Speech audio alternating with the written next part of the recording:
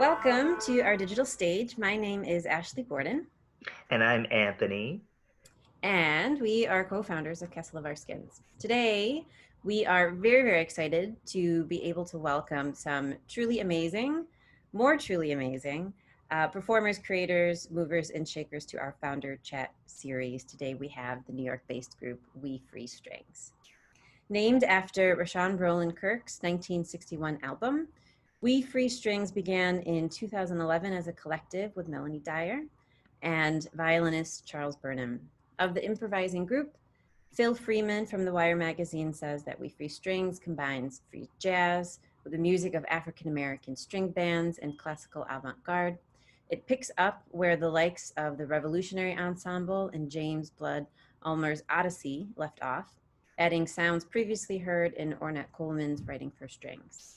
This is surging, stabbing, thumping music, massive pulse, real sting. Amazing. And I want to hear more about all of that. But I think first, why don't we just go around and sort of introduce everybody, where you're from, where you currently live, your kind of musical, creative journey, anything else that you would sort of like to share. And for this, actually, why don't we start with Melanie? Okay, hi. Um, I'm originally from Colorado, Denver, Colorado. I grew up there and was started playing music in the Denver public school system.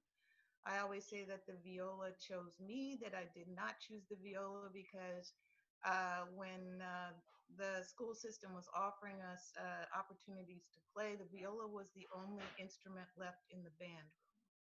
And so I took that instrument, and then shortly thereafter, I don't remember how long, a violist with the Denver Symphony Orchestra moved directly across the street from me, and I started taking lessons with her, Naomi Fellow Schmidt.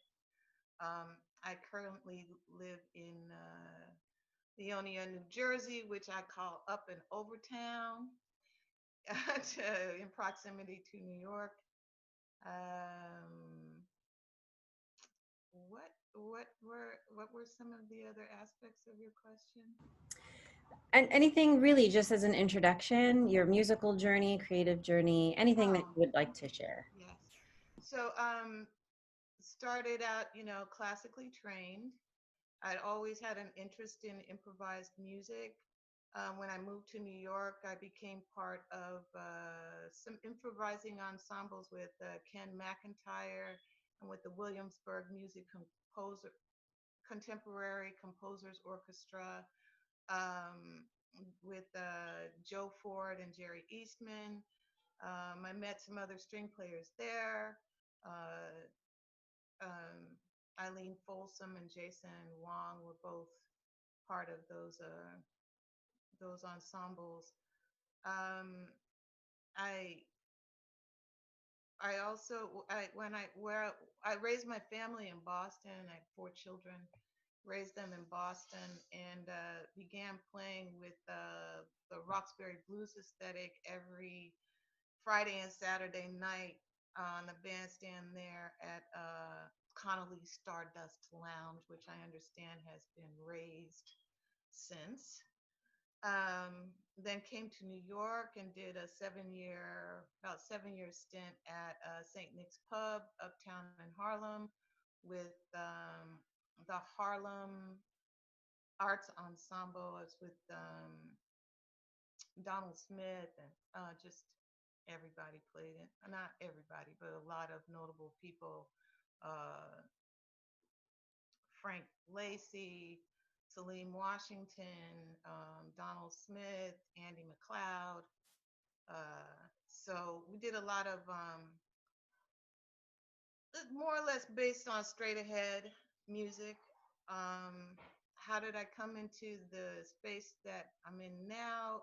Primarily, I would have to say that working with the musicians at St. Nick's Pub sort of began to expand my thinking about understanding my voice as a violist in the improvising space, and how to negotiate, through chord changes, which was really hard because when we're classically trained, we're used to learning how to interpret the music, and the harmony is already there. So that was like a huge leap for me as a violist. But then I connected with Henry Grimes, who is considered one of the principal founders of free jazz. And from there, I came into a community, New York's community of free jazz musicians. And that's how I met Ken. Actually, I met you, Gwen, through James Jabo Ware, another avant-gardist from St. Louis. And yeah, that's been my journey in short. That's great. And we're going to hear much more about that later, but maybe let's move to Gwen. Okay, thank you. So happy to be here. I am a product of Detroit Public Schools. Um, I was very fortunate that the lines were blurred right from the very beginning. My middle school teacher was a jazz trumpet player, and we were his first group of string players. So he kind of influenced us to play by ear on the piano. So there was a lot of jamming going on, and a lot of playing piano by ear. And luckily, my middle school was located on the same campus as the high school, so he got permission for us to go to the high school and play in the orchestra. So there was a little bit of playing going on in middle school, a lot of playing by ear. And then when I got to high school, my high school orchestra director was a violist, of course. And I think he was one of the first blacks to graduate from the University of Michigan School of Music. So he was also an improviser. And so in addition to the required orchestral music that we had to do for state competitions, he also brought us jazz string arrangements, and he would point to specific people and just say, stand up, take a solo. And so he somehow found a budget for electric violins and jazz string arrangements. So the lines are always blurred for me from the very beginning. Detroit had an awful lot of good influences for me in that way. And so I furthered my study at the University of Michigan School of Music, where it was straight up classical, but I was always coming back to Detroit on the weekends to play with jazz players and learned from some of the Detroit jazz horn players, Marcus Belgrave, Donald Walden, people like that. And so after graduate school, I then came to New York, and the lines were still pretty blurred because I was a reader. I could read, and so that's where I was playing a lot of subbing on Broadway, a lot of pop gigs, still sitting in at clubs around a lot around Brooklyn. I was living in Brooklyn when I first relocated here. So as Melanie said, we met in a creative big band, James Jabo Ware. Also did a lot of recording and performing with Anthony Braxton, with lately Leo Wadada, Smith,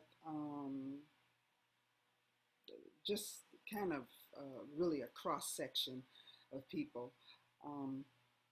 So that's kind of my background, and I always thought that somehow playing with all of these names kind of influenced me to be curious about what I could do as a person who could compose their own music, as a person that could record their own music. So that's how I began as a band leader and as a collaborator, particularly with Melanie and this interest of creating my own music and creating my own sound and kind of putting that challenge up there to develop myself and my own sound. And I think that for me, the only way, well, one of the only ways to do that was to learn to, or I should say, be inspired to write and compose my own music. So that has been my creative journey and is still my creative journey. So I'm happy to kind of be in WeFreeStrings so that I can expand on the creative and experimental end of creative sharing. That's great, and I love the viola powers and energies that have sort of seeped into the inspiration. I wonder if Ken, not that it's obligatory, but do you have any viola powers that also influenced your creative journey? And if not, that's totally fine. But let's hear about you. Just go ahead and unmute yourself first. About viola power, I always think of primarily the place on the strings that have the most powerful.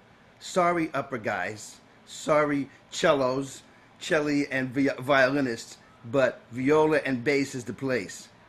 Because there's never, we're the only two string instruments whose body size of the instrument they haven't figured out, because to be the proper body size of the string length, it's too big to play. You know, you have the octave bass where it takes two people to play. A viola would be like this. So we're always dealing with compromises. What better way to be leaders in the world of music than to be knowing how to compromise? Because to have that graciousness of saying, you're wrong, however, I'll work with you. Right? So that's my viola take on the stuff. And we're always relegated to, you know, I call it thump a dump. You know, the viola, boo, doo, doo, doo, boo, boo, doo, doo, or the bass, boom, boom, boom, boom, boom. Come on, really? There's a so there's truth and humor in it. So after that, about me, I'm from Long Island, Brooklyn. I grew up in Long Island, but we were connected with Brooklyn because that's where the families were. I was not interested in music, even though my grandmother played piano, but I started playing trumpet in third grade because my grandfather had an old trumpet from Italy, and I went to my father and I started playing it because that was the obligatory part of being an Italian American, play trumpet, right? The Arbin book, and I wasn't interested. I liked science. I liked the ocean. I wanted to be an oceanographer. That's really what I wanted to do. And then sophomore year, oh, and by the way, so I was playing. I didn't have any really trumpet lessons. I had because I went to a Catholic school, so there was really no music department. And I remember like playing. I'd listen, and I would watch the other guy playing. I would watch his fingers, and I would imitate his fingers and follow with my ear. And next thing, and then they knew they put me in first trumpet, and I'm like following this other guy because he should have been first trumpet. I didn't understand the coordination between the written page and this, and I was just going with my ear, right? And but I wasn't interested. Then a sophomore year in high school, I got mononucleosis.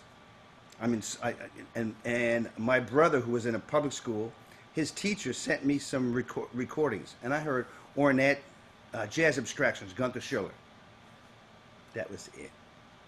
I said, now, there's music I can live with. That's it. So I went like full 780-degree turnaround. I got a trumpet teacher, and I said, I got to do this. And never, haven't looked back.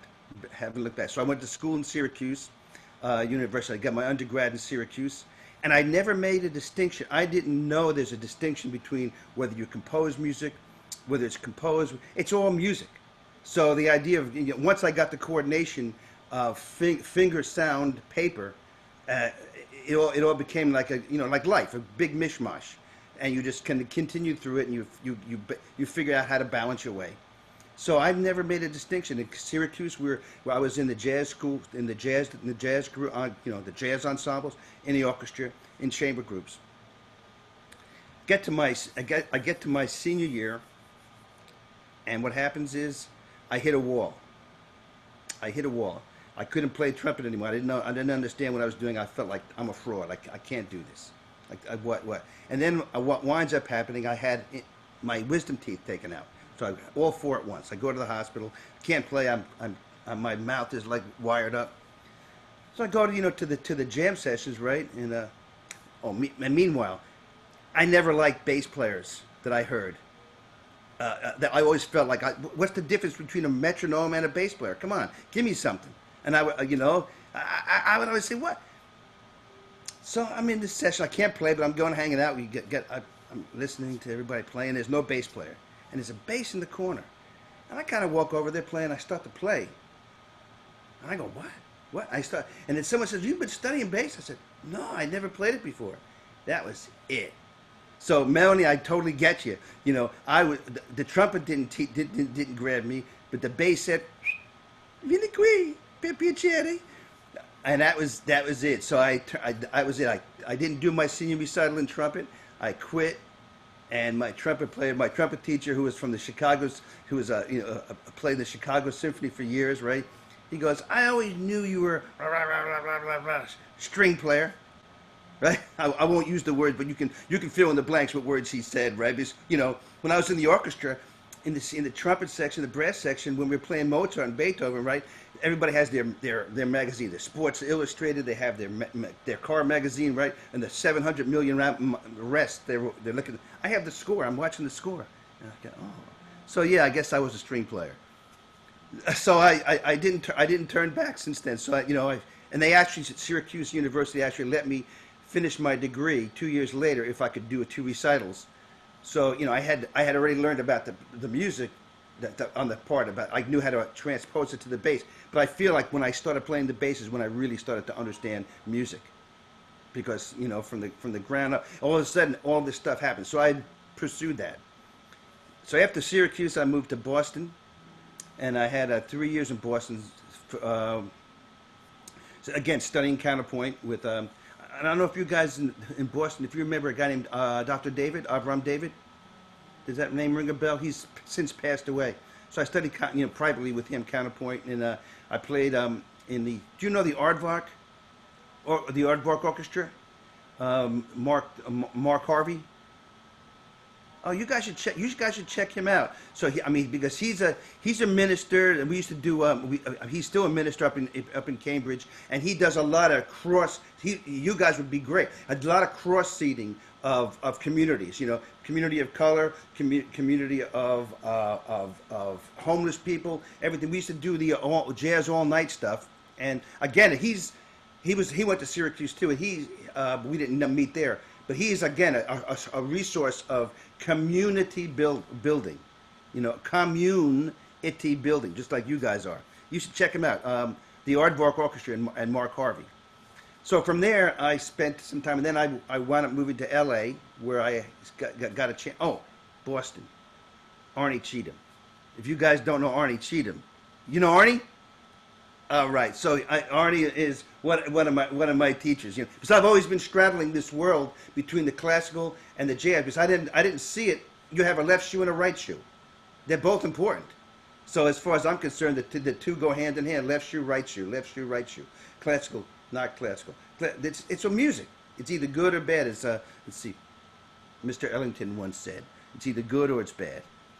So that's how I'm looking at it. And from there, I went to L.A. and spent 16 years in Los Angeles, working with a lot of, I played and learned a lot from like Bobby Bradford, John Carter, but also did a lot of orchestra playing, and again, worked a lot with this guy Vinnie Golia, and the music is all wrapped together.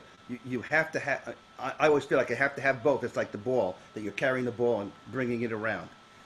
And from there, life just brought me, after a while, from there back to New York. And it's like I moved into Brooklyn, about 2 blocks from where my mother was born, right? It's like salmon.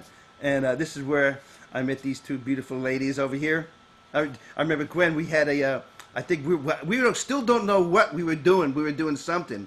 And, some group, maybe it was Braxton's thing or something. But I remember that. And then all these years, the next thing we brought together. And I remember Melanie, meeting Melanie for the first time, which we're playing in this big string thing by Jason Wang, and I see this woman like peeking over, looking from way down the line. I go, oh, okay, cool. So we connected. Again, and we've been interacting in this music, which is not about classical, not about jazz. It's about music. It is about music and about people and about humanity. So That, in a long nut in a long that's a big nut. That's like a cocoa nut. But that's my story, and it's continuing on until I die, I guess. of course, of course. Yeah. Our stories will always, always keep on going, right? Even after we die. Wonderful. Thank you so much for your explanation, and thank you all for sharing your stories. So we have Melanie, we have Denver, New York, then we have Gwen, we have Detroit, Brooklyn, and Ken, we have Brooklyn, Boston, LA, all of these different places. I would love for you to talk about how this meeting in New York ended up turning into We Free Strings, and how did the name come about? Can you talk a little bit about the name and the origin story of We Free Strings and your programming decisions from the start of the organization?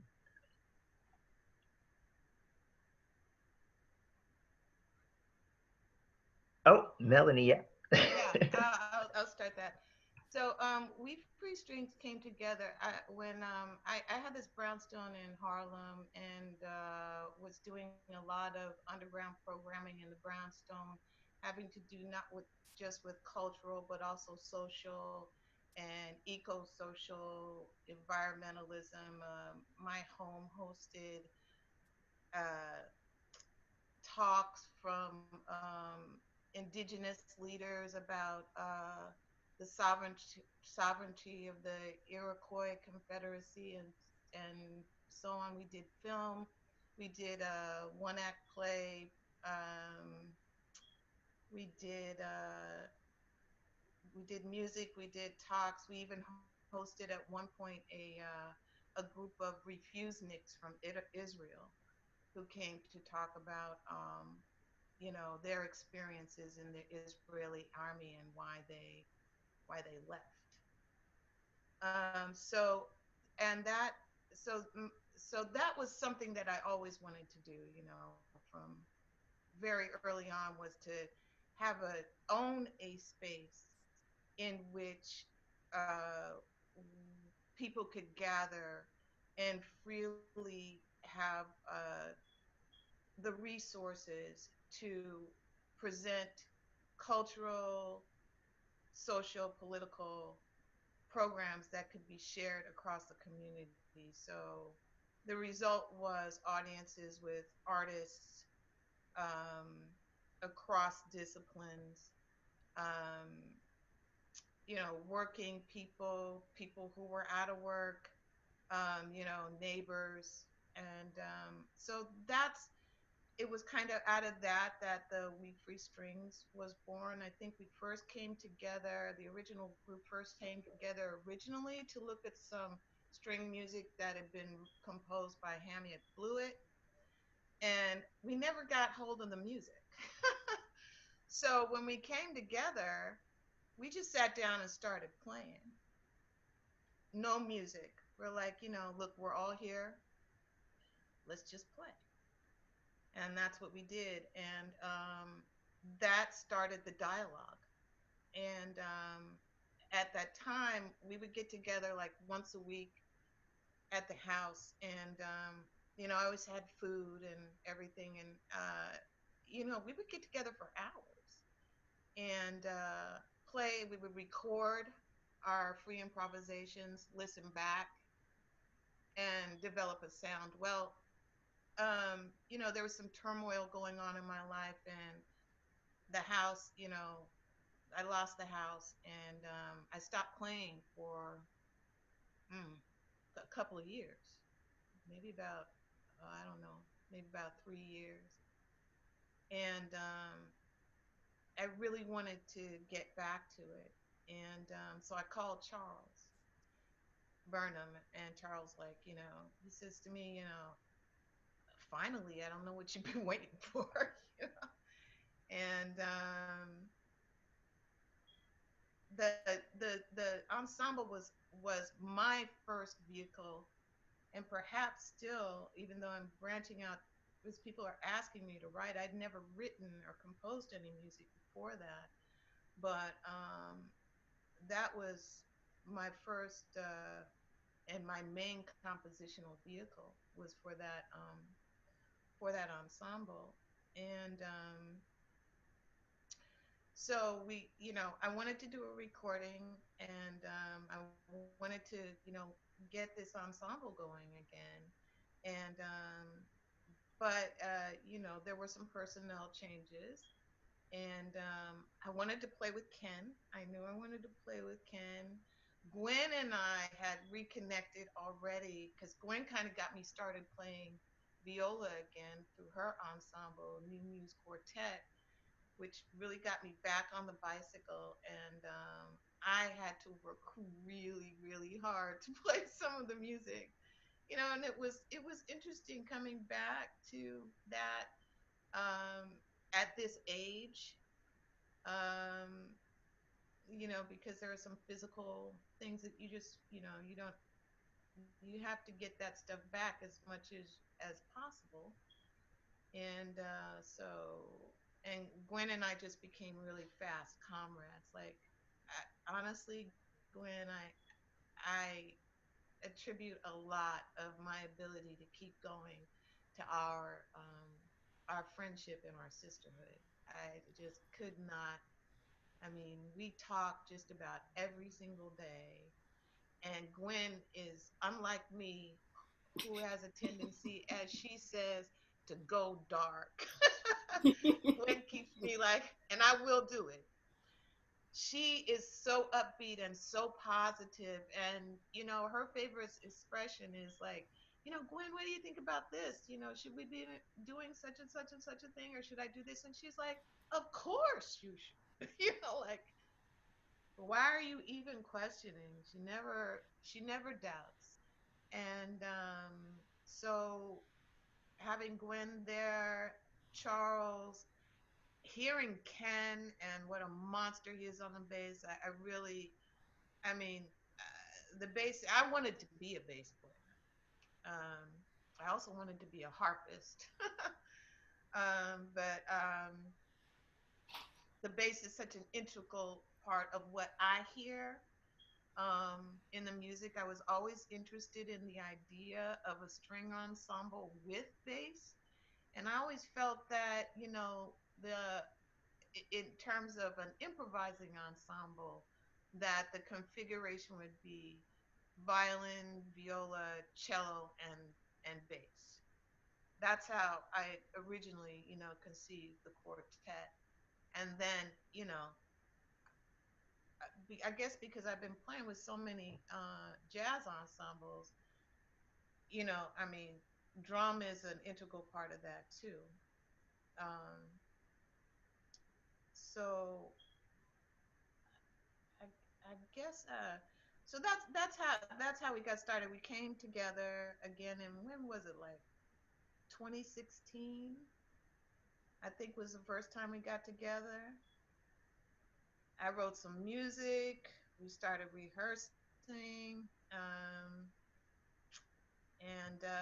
and then the whole thing for me anyway was, okay, we got to document this. And so 2016, just 4 years ago. well, just with this iteration of the ensemble, yes. Okay. Iteration of the ensemble. But it kind of comes together conceptually. It's a collective process. How the music unfolds. We present ideas, and because we are in an improvising space, and because we have spent time in dialogue with one another. And I like to make that distinction between improvised music and classical music, in that as a classical musician, you are given a composer's idea, and you are tasked to interpret that idea within a particular you know, language or lexicon of the music. You know, if you're playing Baroque music, you know, there's particular articulation that you use there, et cetera, et cetera. So you have a script, and with improvised music, you're given a subject, and you're asked to speak on that subject. And the conversation in you know outside of more conventional jazz forms, the conversation in free jazz can go anywhere. But you create space. It's very democratic in that you create space. You learn to create space for everyone's voice. Um, you learn how to, uh, you know, how you say somebody will state an idea, and you learn how to develop that idea or move with that idea with the person or as an ensemble. You learn when someone's voice is emerging, how to pull back and allow them to speak and, you know, merge, diverge, submerge, emerge. Um, it's a very interesting creative process that, and I don't know how we do it, but I guess we do it in the same way we do conversation.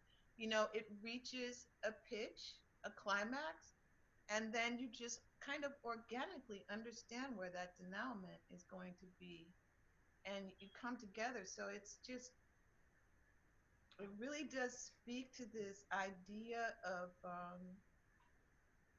freedom, of individual, you know, the individual aesthetic, the aesthetic that says, you know, you can be yourself, you have your own voice, your voice is important, an important part of what is happening here. And but at the same time, we as an ensemble are one organism. And I think that's I think that's beautiful. We are not without guidelines.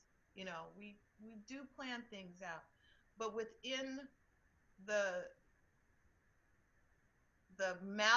malleable nature of those guidelines, uh, we create we create a shape. You Yeah. know, a thing that is both of us and beyond us. I wonder if we can talk maybe about, since there's obviously so much relationship and so much conversation, as you were really beautifully describing, Melanie.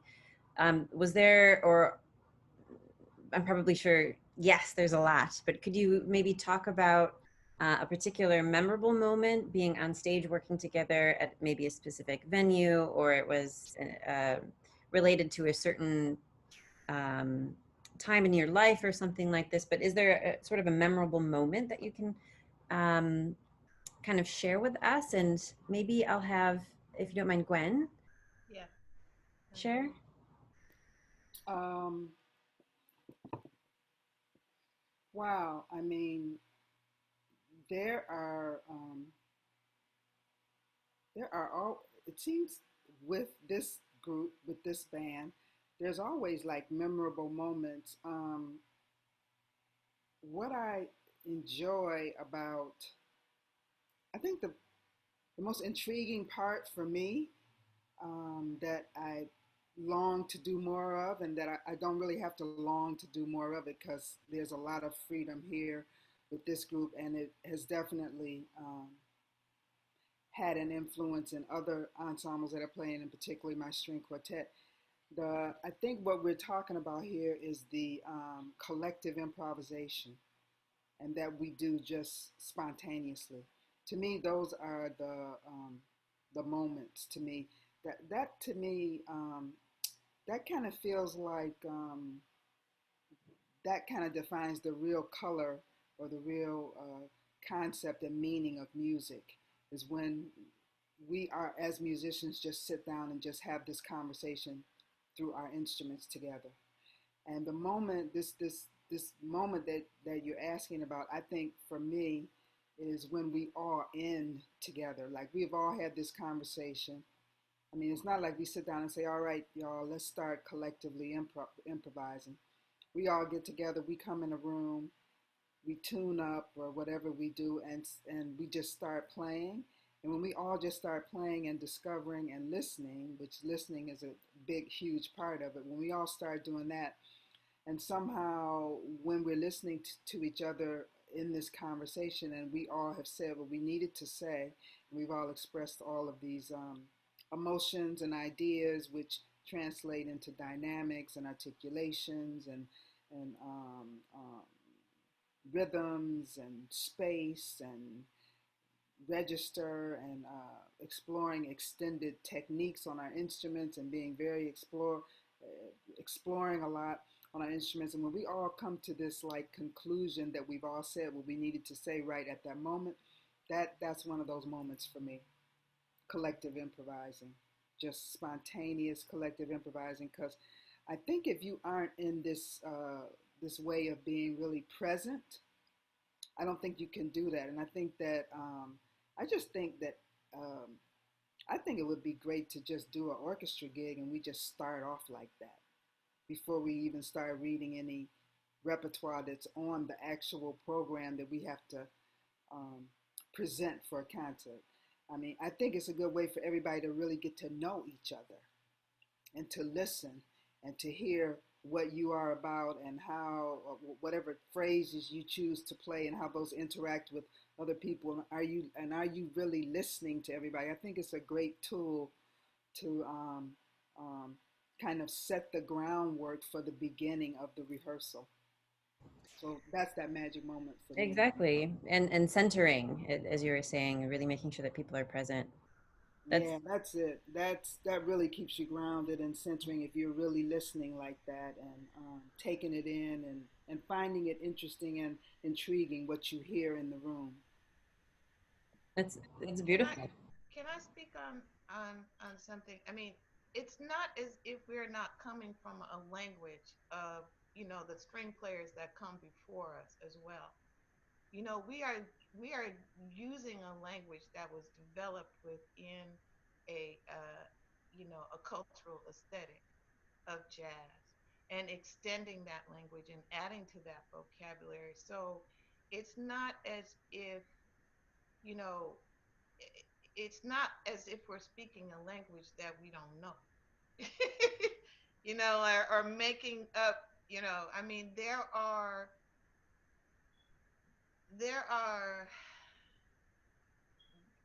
what would you call them?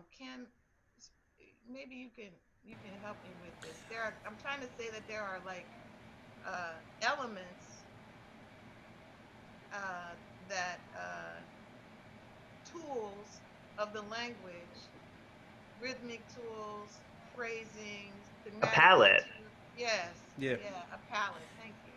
Well, maybe what I feel you're trying to say is we all come from a history, and we all have our personal practice. When I say practice, what lens we bring to it, and our lens changes from day to day, year to year, decade to decade.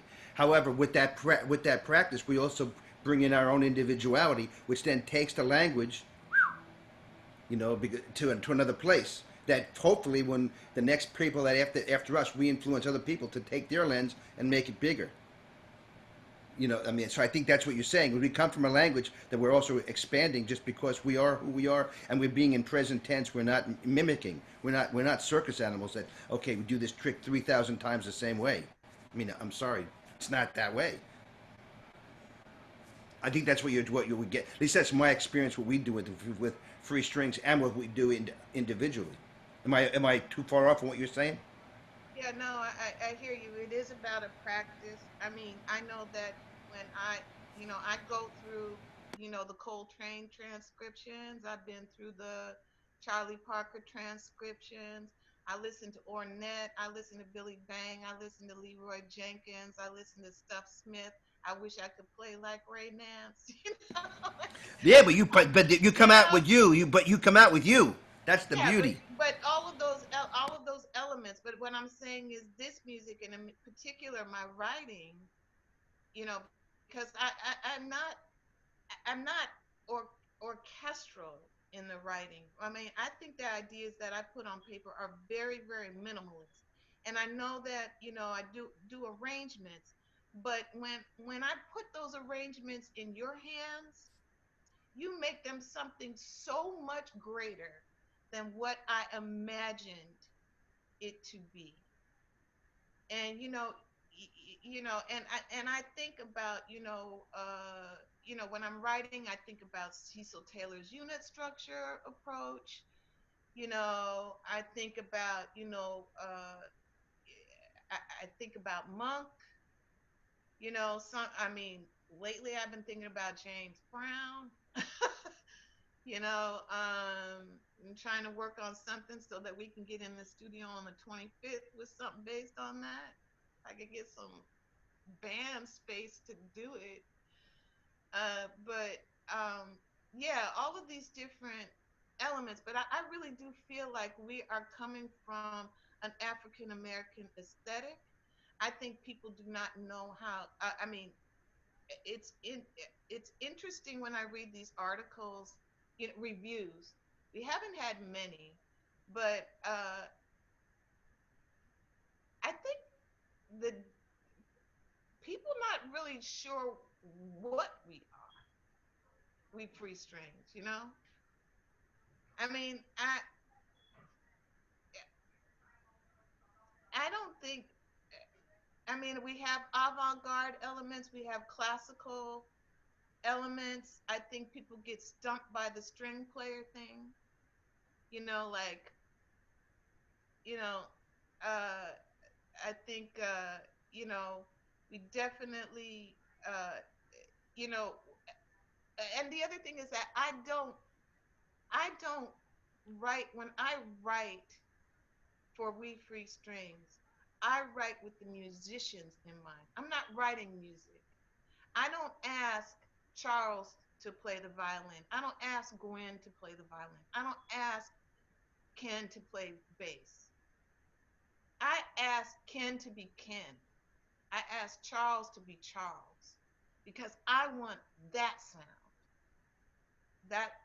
And I want you to be who you are.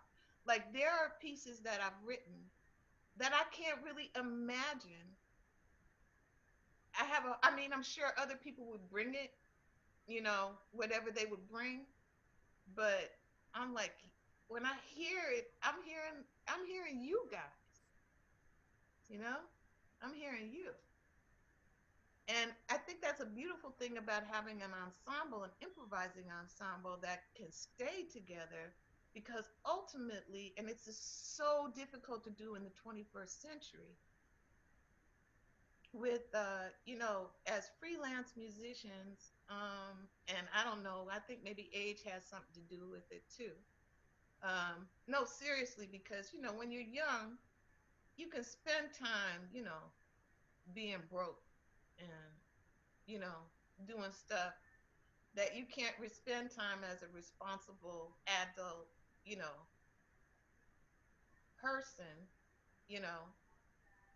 Uh, but what I love is that every time we do come together, our sound, we get closer to something. I don't, to wherever it is that we're going, we get closer to that. And, you know, I think that's the beautiful thing about, being in an ensemble with the same individuals is that you do have that sound. And I think the feeling that you were describing, Gwen, of that moment, the memorable moment, I've experienced that in orchestras, for example.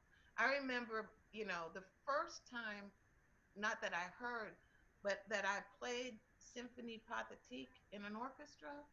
I had to put my instrument down. I just broke down and cried. I was just so overwhelmed. I was very young, but I was so overwhelmed with that sound. And there is a listening that goes on, especially if you're next to your stand partner, like, or in a section.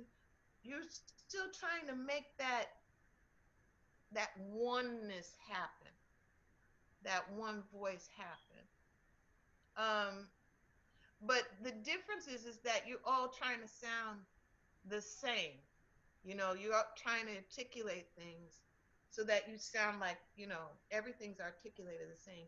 In this improvising ensemble sense, the oneness takes on a uh, a different character, a different uh, it's a different kind of organism. Yeah. I think what you were just describing is completely amazing. I love when you talked about how other people can't really put you in a box. And I think that's a goal. I think once you've been able to not be categorized by people who are in the business of categorization, then you've nailed it. So thank you so, so much for sharing your story and being active, being creative. I'm wondering about post-COVID plans. What is the future of We Free Strings? What does that look like? And how can we, um, outsiders and everybody who's listening and watching, how can we connect with you online, like and share your videos, and spread the good news about We Free Strings?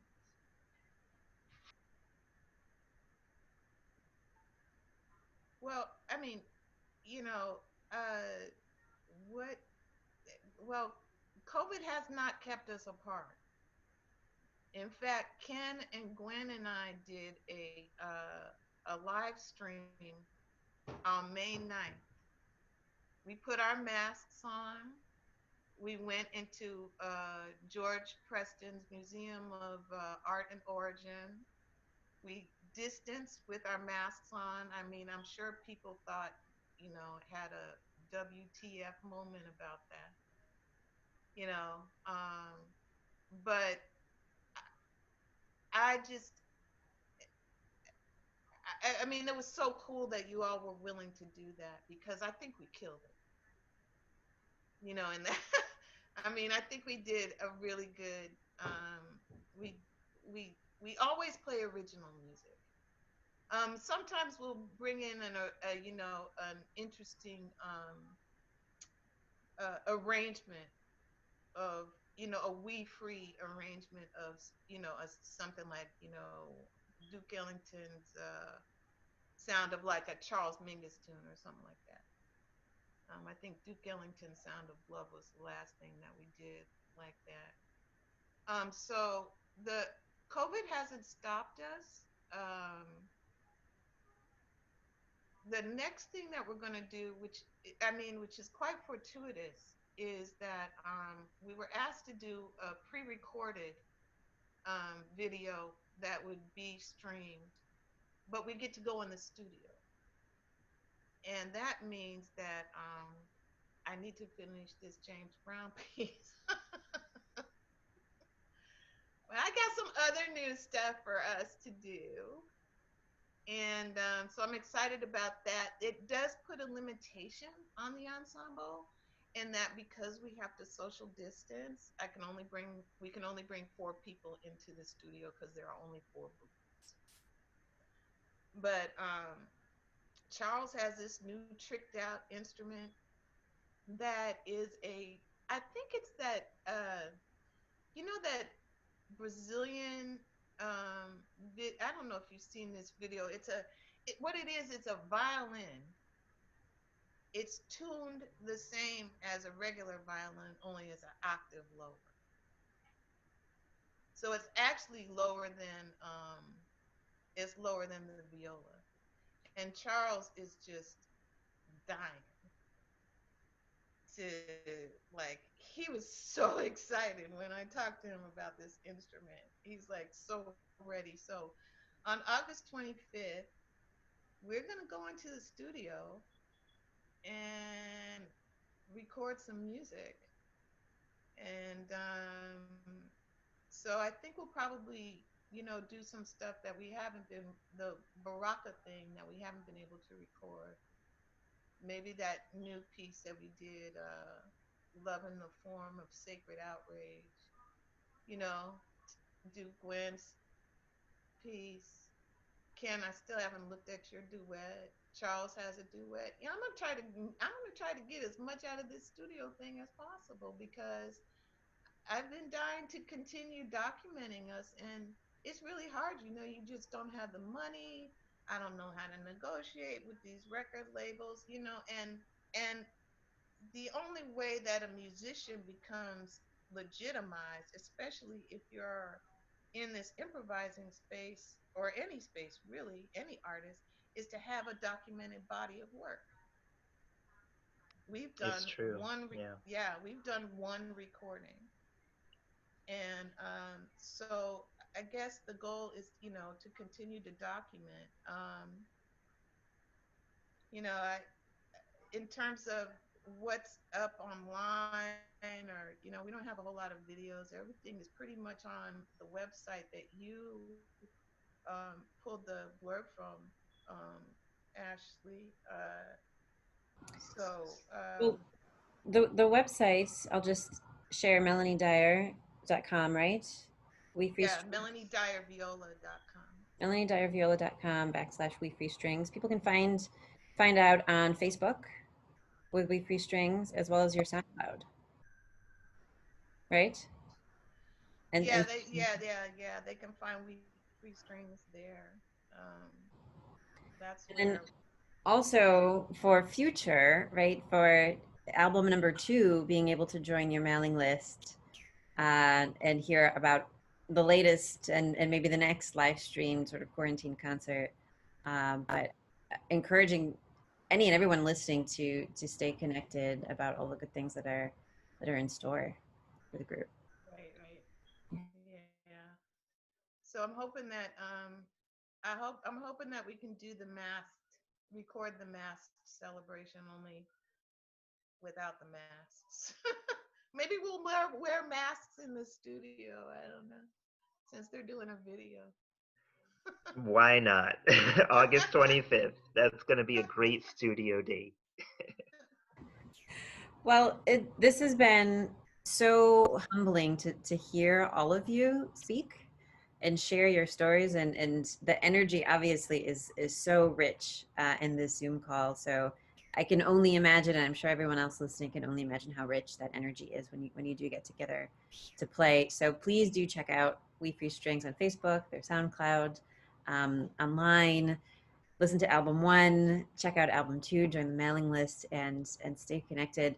Amazing musicians individually. I mean, Gwen you can hear as well, and Ken you can hear, and Melanie in other spaces too. But as a group, be sure to stay connected.